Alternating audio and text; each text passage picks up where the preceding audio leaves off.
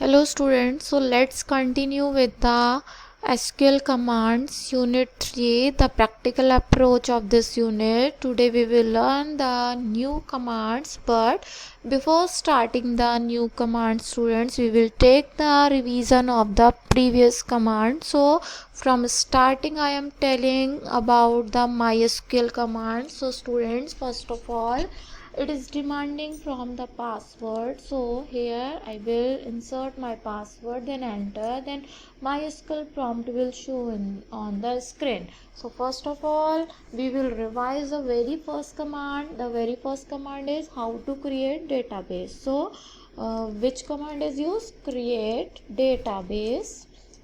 And now here I am want to create the database with school name. So school, then semicolon, then enter, query. Okay, one row affected. All of you have created the database by using this command, create database and database name. So after creating the database, what we have to do? We have to open that database. So to open that database, we have to use which command, students? We have to use command. Use with database name. So database name is school. So now the database changed. Now it means the school database is open and we can create any table in this database. Now we have to create table in a school database. So which command we have to use? Create table, students. All of you know that the create table command. Create table. Then table with table name. Here I am giving the table name student, and here I have to define the each and every column of the table with its name, with its data type, and with its proper size. Okay, so start here. So the first column I want to give the name, roll number. Then the data type, you know what is the use of the data type, my students? It means the roll number column will contain which type of value in itself. Okay, so roll number I have set of the integer data type, and here I will mention the size, maximum size of the roll number field, that how many integer value roll number field can contain. Okay, so now after that we will create the second column. So I will define here the second column. I want to give the name of the second column is S name. It stands for student name. Here char data type I am setting here. All of you know that if any column contain the character type values, then we have to mention it of char type, and the maximum size I am setting here 10. Then after second column definition, I am setting here the third column.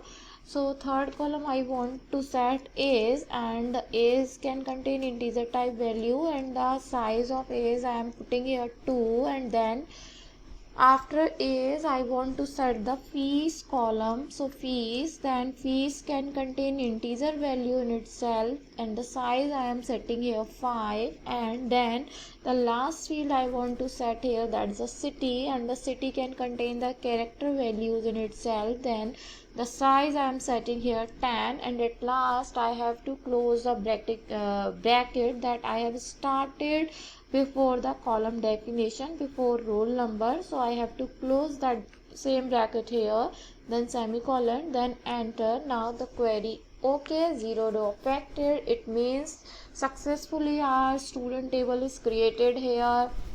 So students, all of you are aware with this term, only we are revising here. So from today I will start the new command, that's a insert command. How we can insert records in a table. Okay, so insert keyword is used for that. Then insert into table name, which is the table name student, then values, we are putting here values. So values keyword, then bracket start, then the first field is roll number, it's of integer type.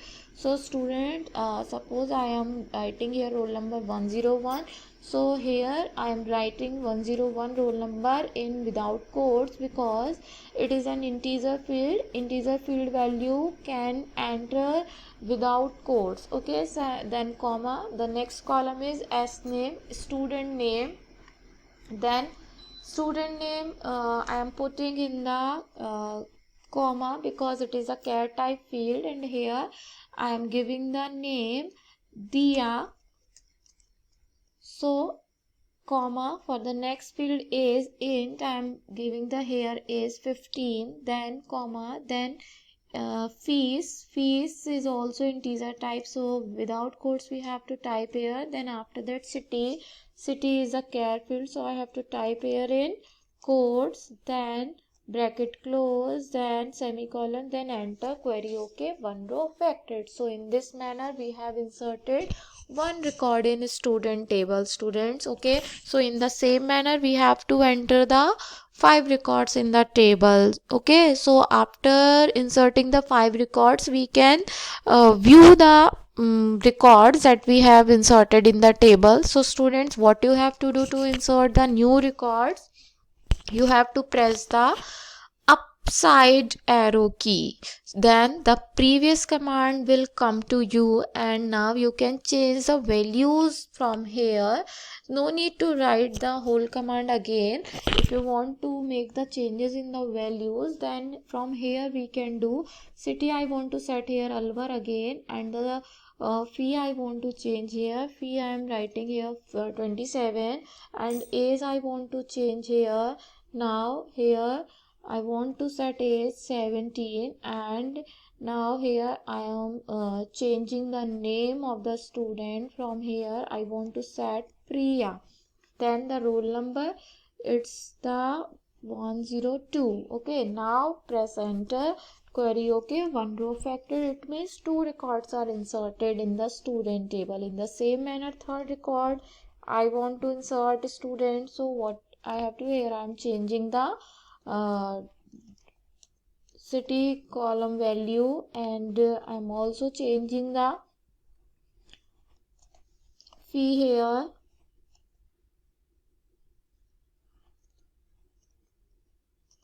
Then after that I am changing the age here.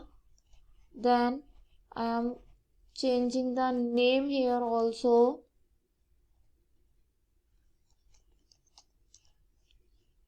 Then here I am changing the roll number 103 I want to set here. So after that enter, query okay, one row factored. In the same manner 3 records are inserted here. In the same manner I want to change the fourth record.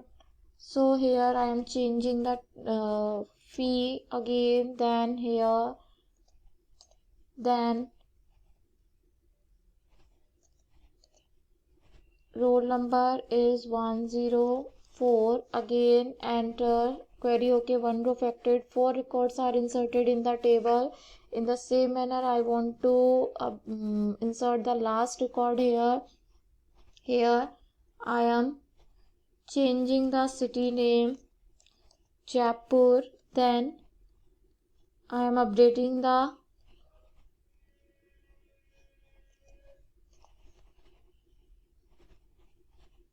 age also. Then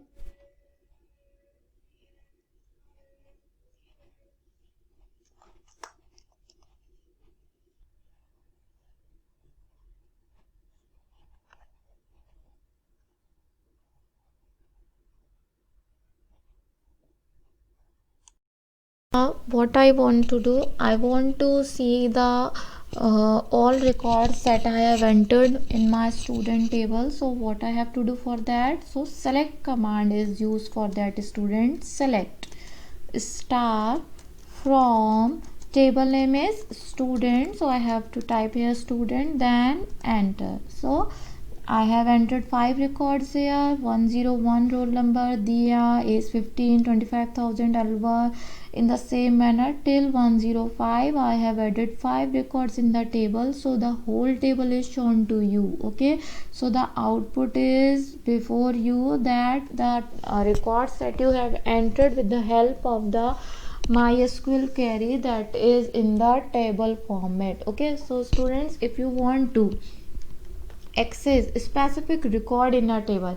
If we will use a select star from table name, then it will show the whole records of that table. But if you want to show only the specific column, so select then column name. Suppose I want to see the S name and S name comma is. I want only is. Okay, so is from student, then semicolon, then enter. Okay, so only two column is displaying here, only student name, S name and is.